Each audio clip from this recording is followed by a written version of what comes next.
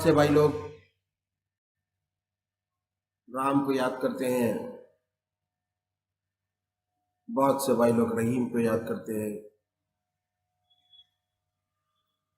कोई कृष्ण को मानता है, कोई शिव को मानता है, कोई राम को मानता है, कोई देवी को मानता है।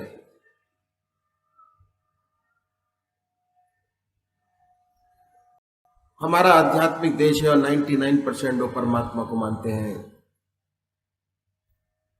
अपने अपने किसी रूप से, किसी रंग से, किसी शक्ल से 33 करोड़ देवी देवता हमारे देश के अंदर हैं। हर 20 किलोमीटर पर प्रारूप देवी देवता का बदल जाता है। तो करना यह है कि आप अपनी आत्मा से पूछिए कि परमात्मा की कौन सी मूरत, कौन सी सूरत, कौन सी शक्ल, कौन सी मूर्ति आपकी आत्मा को सबसे ज्यादा प्यारी लगती है। आपको, मेरे को नहीं, आपको, आपकी आत्मा को सबसे ज्यादा प्यारी लगती है, उसको चुने। नाम,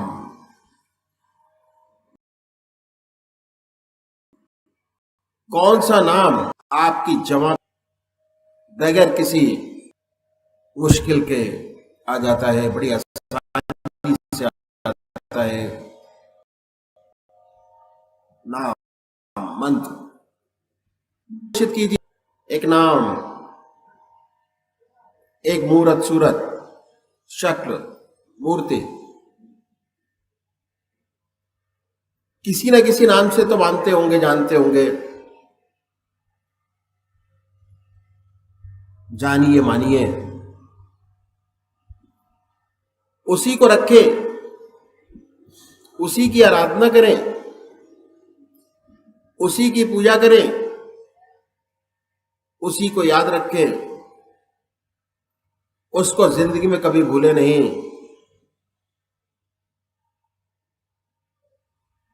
हमेशा उसी का ध्यान करें, उसी से मांगे। ऐसा नहीं कि आज आप राम की पूजा करें, कल कृष्ण की, परसों मां की, उसके बाद राधा रानी, जय श्री कृष्ण। रोज रोज बदलेंगे तो पूजा का मकसद क्या है?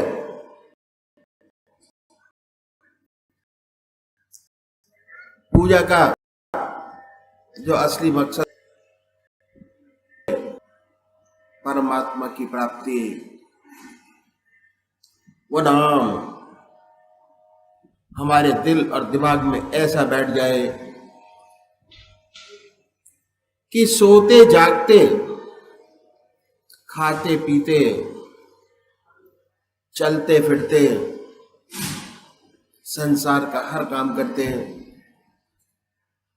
वही नाम रहे, वही वो रह जाए, ना कोई दूसरा विचार रहे, ना ख्याल। इतनी प्रगाढ़ता हो जाए, इतना ध्यान हो जाए, इतनी छाप हमारे दिन के अंदर बैठ जाए कि जब भी देखूं तो तुझे देखूं, और कोई ना चीज दिखाई दे, न ख्याल आए, न विचार आए। तो हमने निश्चित किया कि परमात्मा की कौन सी मूर्त हमको सबसे ज्यादा प्यारी लगती है। उसके बाद पूजा के स्थान पर आइए, धूप बत्ती अगरबत्ती जलाए, बड़े प्यार से उस पवित्र मूर्त को अपने सामने बनाइए, ख्याल से, बाय थॉट। ये समझिए कि वो परम पिता परमात्मा कृष्ण रूप में हमारे सामने विद्यमान है, राम रूप में हमारे सामने विद्यमान है। बड़ी बड़ी आंखें हैं, गोल चेहरा है, लंबे लंबे बाल हैं, मोर मुकुट लगा हुआ है, हाथ में बांसुरी है, अपने गोपियों के साथ खड़े हुए हैं। बना है वो पवित्र भाव चित्रण, भाव के साथ चित्र अपने सामने बनाते चले जाएं ख्याल से। मधुर क्षण है, जंगल है, बना है अपने सामने। जितनी पवित्र चित्रण आप अपने अंदर करेंगे उतनी प्रसन्नता आपको हासिल होगी, उतनी खुशी आपको हासिल होगी, उतना मन आनंदित होगा। शुरू शुरू में दिक्कत आती है, तब आप मार्केट से परचेज कर लीजिए जो चित्र आपको अपने इष्ट देव का सबसे ज्यादा अच्छा और सुंदर लगता है, ले लीजिए, पूजा के स्थान पर लगाइए, बड़े प्यार भरी निगाह से उस चित्र को देखिए, आंख मीचिए बड़े प्रेम से, और वो चित्र अपने सामने बना लीजिए, निहारिए। कितना सुंदर दृश्य है, लताएं हैं, पानी है, फूल है, पेड़ है, हरियाली है, बना है अपने सामने। और जब आप उस पवित्र मूर्त को अपने हृदय में उतारिए, बड़े प्यार से हृदय में देखिए, पहले सामने बनाए, सामने बनाने के बाद फिर उसको अपने हृदय में उतारिए, बड़े प्रेम से बड़े प्यार से अपने हृदय में उतारे, उसी को निहारिए। दिल हमारा धड़कता रहता है, दिल की हर धड़कन से जो मंत्र आपका है, जो मंत्र आपने चुना है, जो मंत्र आपकी आत्मा को सबसे प्यारा लगता है, उसको सुनने की कोशिश करें। हमारे हृदय से वो नाम निकल रहा है और हम सुन रहे हैं। इतना सुंदर, इतना आनंद देने वाला वो क्षण होगा जब आप परमात्मा की याद में बैठेंगे। आधा घंटा परमात्मा का ध्यान कीजिए। हम लोग क्या करते हैं कि अगर समय की जरूरत होती है तो पूजा का समय खत्म कर देते हैं, 5 मिनट भी अपने पूजा के अपने इष्ट को नहीं देते। पूजा के समय में से सारा समय निकाल देते हैं, क्योंकि जरूरी नहीं समझते। अगर जरूरी समझें, जैसे हमारे शरीर को जितना समय भोजन करने की आवश्यकता होती है देने की, आधा घंटा दोपहर भोजन, उतना ही समय आधा घंटा अपने पूजा के स्थान पर देना चाहिए। क्यों? आत्मा का भोजन ध्यान है, परमात्मा की याद है, और शारीरिक भोजन भोजन है। हम शरीर को तो पालते हैं, अपने मन को पालने की कोशिश नहीं करते, आराम नहीं देते, तभी हमारे समस्याएं प्रॉब्लम बनी रहती हैं, सॉल्व नहीं होती। अगर जितना समय आप भोजन को देते हैं उतना समय परमात्मा की याद में देंगे, सुंदर सुंदर विचार पैदा होंगे, ध्यान अच्छा लगेगा, भक्ति भाव पैदा होगा, मन शांत होगा, चित्त एकाग्र होगा, और उसके साथ जो भी आप काम करेंगे उसमें 99% नहीं बल्कि 200% सफलता आपको प्राप्त होगी। ऐसे ऐसे काम आपसे होंगे जो आप जिंदगी में सोच नहीं सकते। सोचते नहीं। दूसरे वो भाई हैं जो निराकार भगवान के उपासक हैं, परमात्मा की मूर्ति को नहीं मानते, वो परमात्मा के नाम को पकड़े, ओम, अल्लाह, वाहेगुरु, क्राइस्ट, गॉड। अपनी आत्मा से पूछिए कि कौन सा नाम आपको सबसे ज्यादा प्यारा लगता है, उसको पकड़िए। पूजा के स्थान पर जाइए, बड़े प्यार से बैठिए, सब चीजें भुलाकर, सब चीजें बुलाइए, संसारिक और बैठिए। दिल की हर धड़कन पर जो मंत्र आपका है उसको सुनने की कोशिश करें कि हमारे दिल से ओम नाम निकल रहा है, नाम को सबसे ज्यादा सुंदर और प्यारा लगता है वो निकल रहा है। सुनिए, सुनने की कोशिश कीजिए। हृदय हमारा ओम ओम कह रहा है। इतना प्रेशर उस ओम के नाम में होना चाहिए कि सांसारिक चीजें और बातें, जितने टाइम आप पूजा करते हैं, ओम नाम लेते हैं, उतने टाइम ना आए,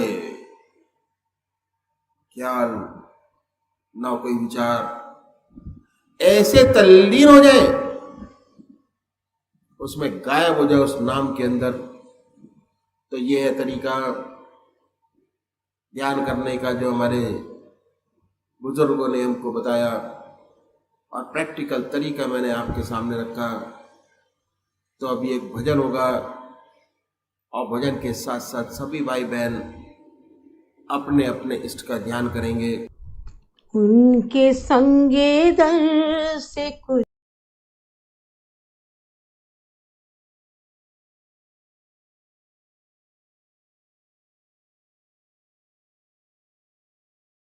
मेरे इश्क का राज है, तेरी याद में मेरा झूमना,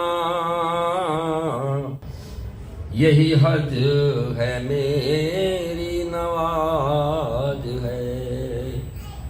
तेरी याद में मेरा झूमना, यही हज है मेरी नवाज है। यही मेरा जो के सुजूद है, यही मेरे इश्क का राज है। तेरे दर पे सजदा अदा किया, तेरे दर को काबा बना लिया, तेरे दर पे सजदा अदा किया, तेरे दर को काबा बना दिया। यह गुनाह है तो हुआ करे, यह गुनाह है तो हुआ करे। मुझे इस गुनाह पे नाज है, यही मेरा जो के सुजूद है, यही मेरे इश्क का राज है। यहाँ में है बेख्वाब है औलिया, यहाँ पाँव रखना रवा नहीं, यहाँ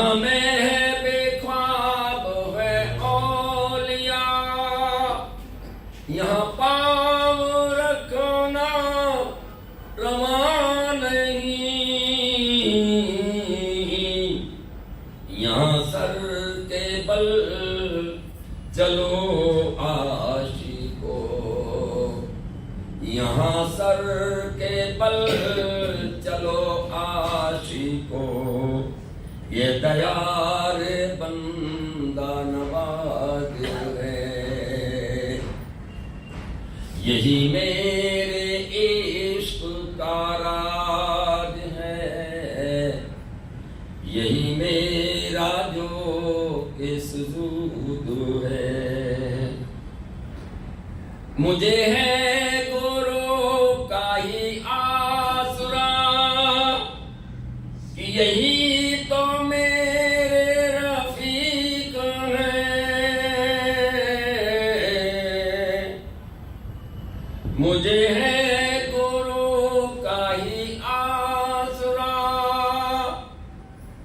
कि यही तो मेरे रफीक हैं।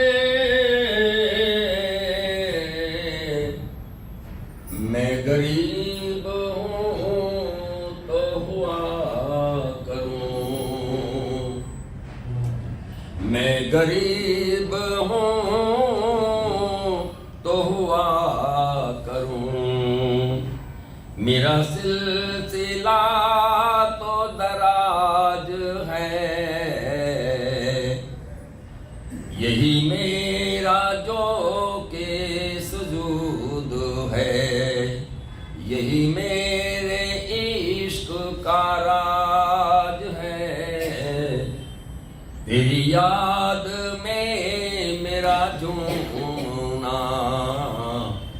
यही हज है मेरी नवाज है। मेरी बंदगी तेरा नाम है,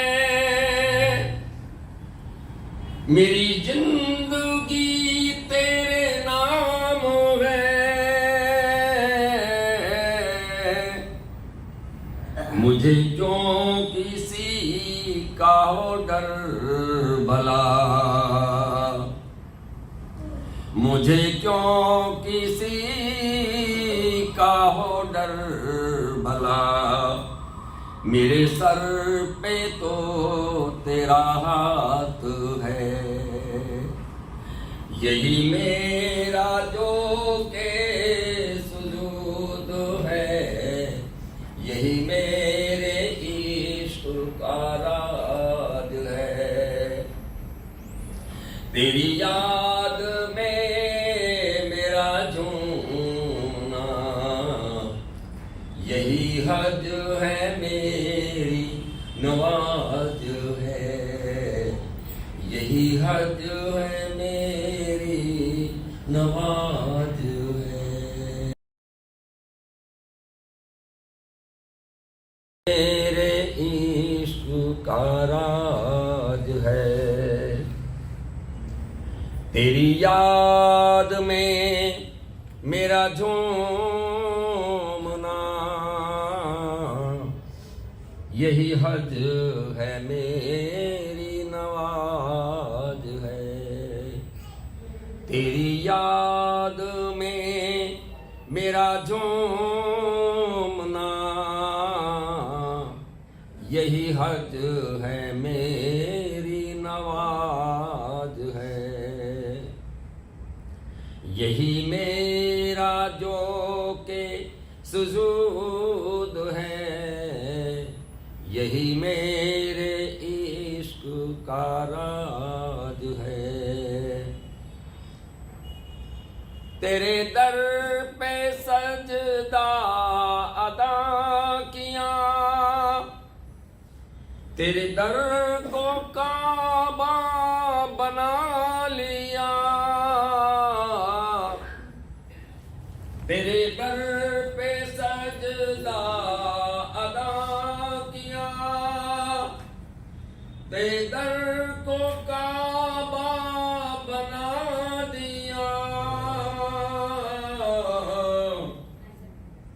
यह गुनाह है तो हुआ करे, यह गुनाह है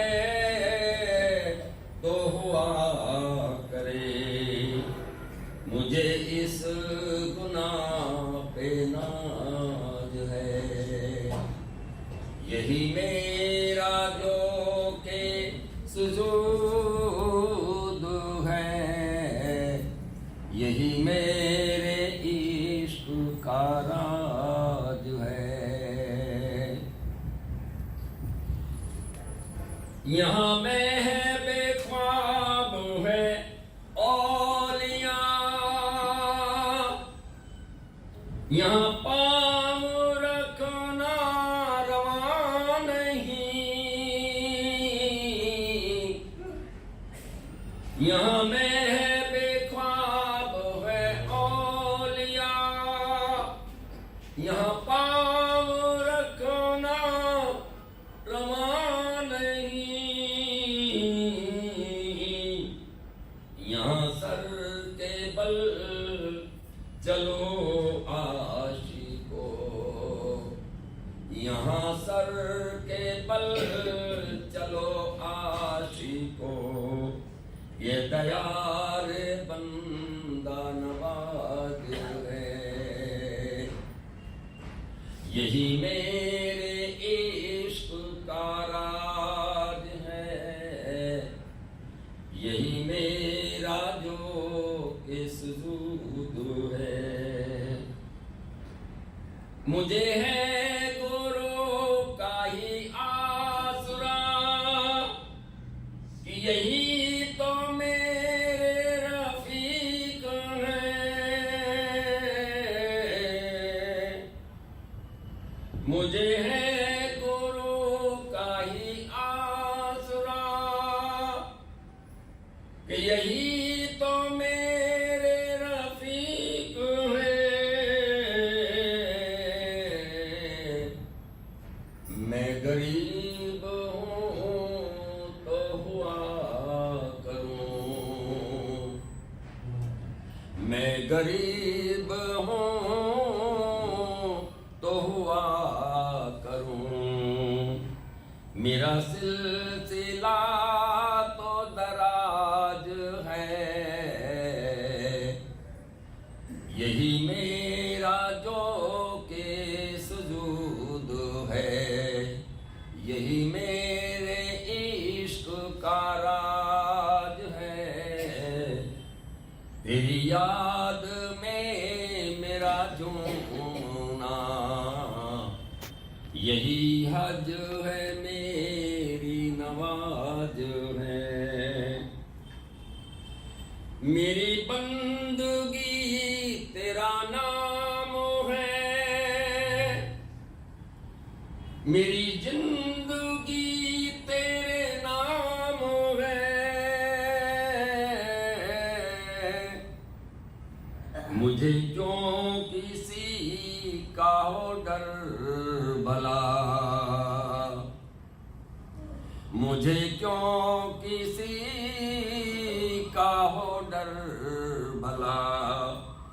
मेरे सर पे तो तेरा हाथ है, यही मेरा जो के सुजूद है।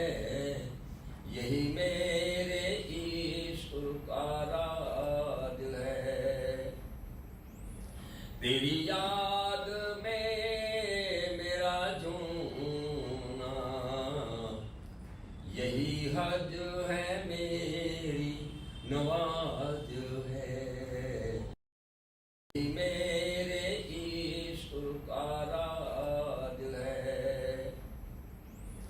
तेरी याद में मेरा झूमना, यही हज है मेरी नवाज है। मेरा झूमना, यही हज है मेरी नवाज है। यही हज है मेरी।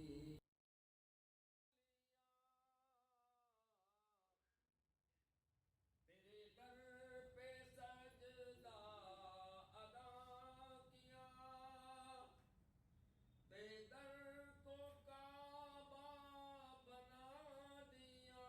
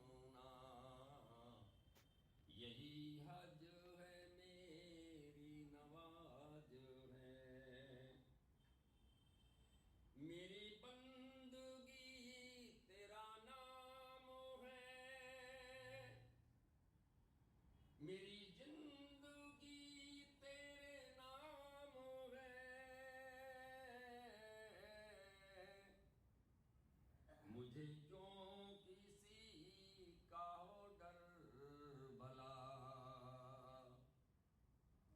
मुझे क्यों किसी का हो डर भला, मेरे सर पे तो तेरा हाथ है, यही मेरा जो के सुजूद है, यही मेरे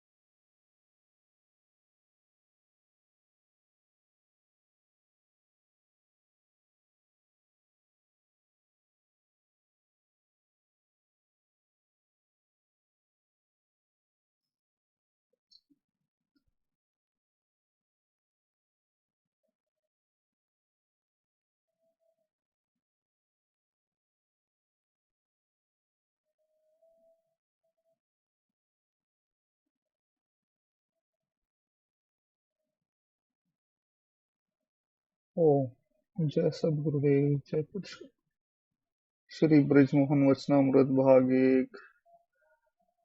डिस्ट्रिक्ट जज से मुलाकात, स्थान बुलंदशहर। गुरुपद रज मृदु मंजुल अंजन, नयन अमिय दृग दोष विभंजन। तहि करी विमल विवेक विलोचन, बरनउँ रामचरित भवमोचन। आज रविवार का दिन है। श्री दद्दा जी महाराज आज सेशन जज साहिब के यहाँ जाएंगे। आप श्री दद्दा जी महाराज के कुछ दूर के रिश्तेदार हैं, इसलिए मिलने जाना है। शाम के 5 बजे हैं। दद्दा जी महाराज तैयार होकर नीचे उतरे हैं। नीचे उतरकर बाबू मोहनलाल जी को आवाज दी, पेशकार साहेब बैठक में आते हुए कहते हैं, जी दद्दा जी। श्री दद्दा जी महाराज ने कहा, पेशकार साहेब आज जज साहिब के यहाँ जाना है, आप भी हमारे साथ चलिए। बाबू मोहनलाल जी बोले, बहुत अच्छा सरकार, जूता पहनकर साथ चल देते हैं। 2 फरलांग निकल जाने के बाद बाबू मोहनलाल जी को ध्यान आता है कि डिस्ट्रिक्ट जज के यहाँ जाना है और यह भेष, न सर पर टोपी है, न कोट है और न पाजामा। कमीज और धोती जो पहन रखी है वह भी ऐसी ही है। आप झिझकते हैं और दद्दा जी महाराज से कुछ कहना ही चाहते हैं कि श्री दद्दा जी महाराज फरमाते हैं, पेशकार साहेब क्यों चिंतित होते हैं, फकीर क्या कभी कपड़ों की परवाह करते हैं। बाबू मोहनलाल जी, सरकार यह तो बुद्ध जीव है, केवल आपकी कृपा का ही भरोसा है। श्री दद्दा जी महाराज कहते हैं, आप फकीर हैं, हम कहते हैं आप फकीर हैं। बाबू मोहनलाल जी गर्दन नीची कर कपड़ों का ख्याल भूल साथ चले आ रहे हैं। श्री दद्दा जी महाराज के फकीर कहने पर आपको अपने में अद्भुत आत्मिक शक्ति का अनुभव हो रहा है। हृदय और दिमाग दोनों ही प्रभु प्रेमा शक्ति से भरे जान पड़ते हैं। जज साहिब के यहाँ पहुंचते ही जज साहिब बड़े प्रेम तथा आदर से बिठाते हैं। जज साहिब कहते हैं, भाई साहब आज तो आपने खूब दर्शन दिए। श्री दद्दा जी महाराज, दर्शन तो भगवान के हैं, इस पतित के क्या दर्शन, यह तो आपका सेवक है। इसके बाद पेशकार साहिब का परिचय, इंट्रोडक्शन हुआ तथा चाय व नाश्ता आया। अधिकतर रिश्तेदारी व दुनिया की ही बातचीत चलती रही। लगभग घंटा भर बैठकर वापस लौटे। दद्दा जी महाराज ने फरमाया, जितना ही मनुष्य धन संपत्ति और सांसारिक इज्जत पोजीशन में बढ़ता जाता है, हरि का नाम दूर होता जाता है। जीवन कृत्रिम बनावटी होता जाता है, अहंकार बढ़ता जाता है, तनिक तनिक सी बात भी मन में शोभ पैदा करने लगती है, सांसारिकता बढ़ती जाती है। जनक महाराज जैसे ऋषियों की मिसालें तो बहुत ही कम है। इसके बाद आप मौन हो रहे। धीरे धीरे रिक्शा घर पहुंच गया। परिच्छेद 4, जिंदा गुरु की जरूरत, स्थान बुलंदशहर। जथा सुअंजन अंजी दृग, साधक सिद्ध सुजान। कौतुक देखत सैल बन, भूतल भूरि दान। धीरे धीरे श्री दद्दा जी महाराज के बुलंदशहर में कायम की खबर ईश्वर भक्तों व प्रभु प्रेमियों में फैलती गई। और अनेक जिज्ञासु व प्रेमी भक्तजन हिंदू व मुसलमान दर्शनार्थ पधारने लगे। सेठ नथुमल जी भी नाम सुनकर श्री मोहनलाल जी के साथ कभी कभी सेवा में आने लगे हैं। आजकल आप परेशान हैं, हाल में व्यापार का बंटवारा हुआ है, बिजनेस का बंटवारा हुआ है, इनकम टैक्स का मामला चल रहा है, लगभग 7,000 रुपया फंसा है। श्री दद्दा जी महाराज ने उनको उदास व परेशान देखते हुए फरमाया, सेठ जी क्यों परेशान होते हैं? मालिक ने चाहा तो इसी हफ्ते के आखिर तक आपकी परेशानी दूर हो जाएगी। ईश्वर मालिक है। सेठ जी ने हाथ जोड़कर कहा, आपकी दुआ चाहिए, सब ठीक ही हो जाएगा प्रभु। संध्या का समय हो चला। भक्तजन सत्संग के लिए आने लगे हैं। अब सायंकाल के 7 बजे हैं। सभी उपस्थित जन आंतरिक सत्संग में बैठे हैं। कमरे में शांति व आनंद बह रहा है। संसार के दावानल से दग्ध हृदय शांति और आनंद कुंड में स्नान कर प्रभु प्रेम की मंद सुगंध समीर में मस्त झूम रहे हैं। लगभग 1 घंटा आंतरिक सत्संग के बाद श्री दद्दा जी महाराज ने आंखें खोली।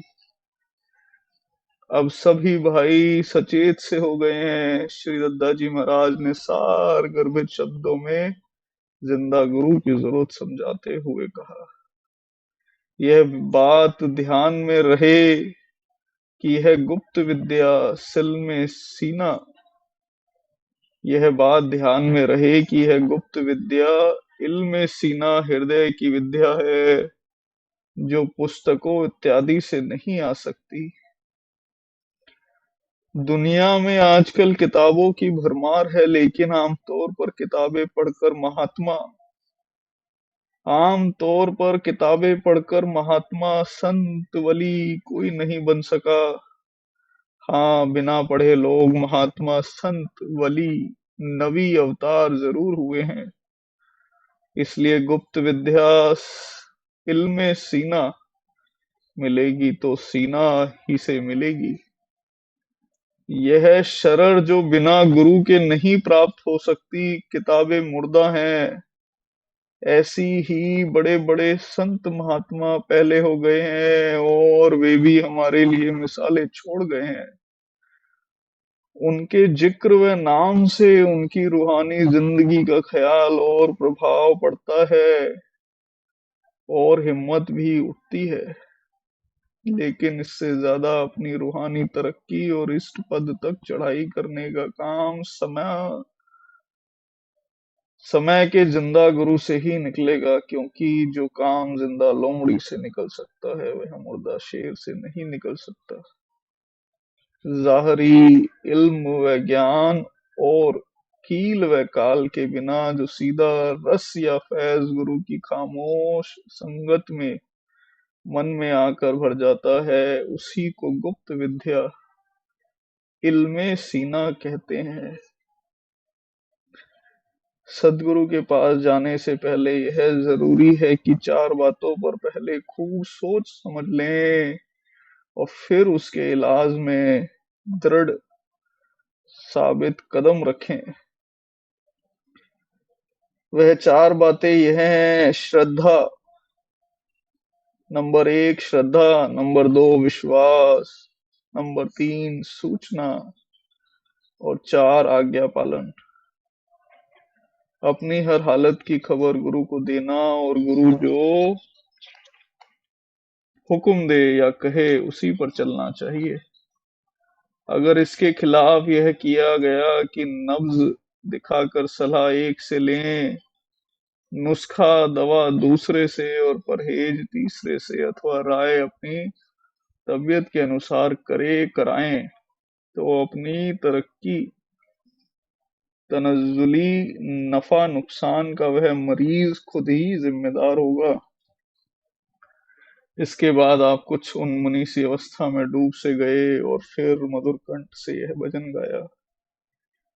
बिन गुरु धर्म नहीं सूझा, बिन गुरु कर्म धर्म नहीं सूझा, बिन गुरु ज्ञान ध्यान नहीं पूजा, बिन गुरु भक्ति भाव नहीं जागे,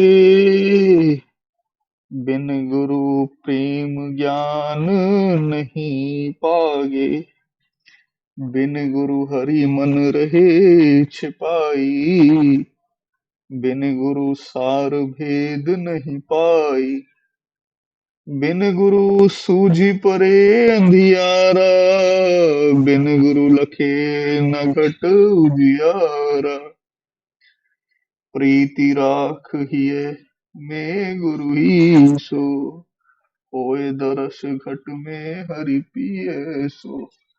समय कुछ अधिक हो गया था, इसलिए सत्संग समाप्त हुआ और प्रेमी भक्त श्री दद्दा जी महाराज को भूमिष्ठ प्रणाम कर अपने अपने घरों को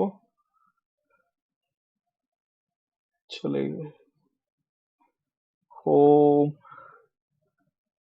जय सद्गुरुदेव, जय पद शरण, दया करो।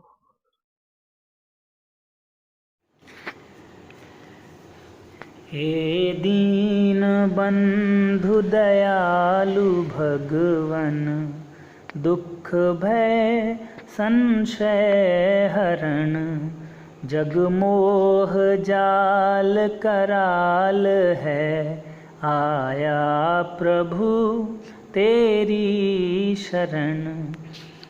मैं पतित हूँ तुम पतित पावन, दास मैं तुम नाथ हो, दिन रात सोते जागते, प्रभु तुम हमारे साथ हो। भवजाल से अति त्रसित हूँ करता, बने हो हे पिता, कर जोड़ कर अति दीनता से, नाथ यह वर मांगता। गुरु के चरण में प्रेम और गुरु भक्ति मुझको दीजिए, श्रद्धा बढ़े गुरुदेव में, ऐसा अनुग्रह कीजिए। सर्वस्व अर्पण कर सकूं, प्रीति बढ़े गुरुदेव पर, ज्यों ही भूमि पर गुरु चरण हों, आँखें बिछाऊं दौड़ कर, बोलूं तो गुरु चर्चा करूं, और मौन पर गुरु ज्ञान हो, सोते में गुरु का स्वप्न हो, और जगते में गुरु का ध्यान हो। पापी अधर्मी कुटिल कामी जानते, आश्रय दिया गृहवासी गुरुदेव जी, निज दास मुझको कर लिया। अंतिम विनय है आपसे, पूर्ण गुरु पूर्ण पिता, तव चरण पर हो शीश जिस दिन, प्राण हो तन से जुदा। हे दीन बंधु दयालु भगवन, दुख भय संशय हरण, जग मोह जाल कराल है, आया प्रभु तेरी शरण, आया प्रभु तेरी शरण, आया प्रभु तेरी शरण।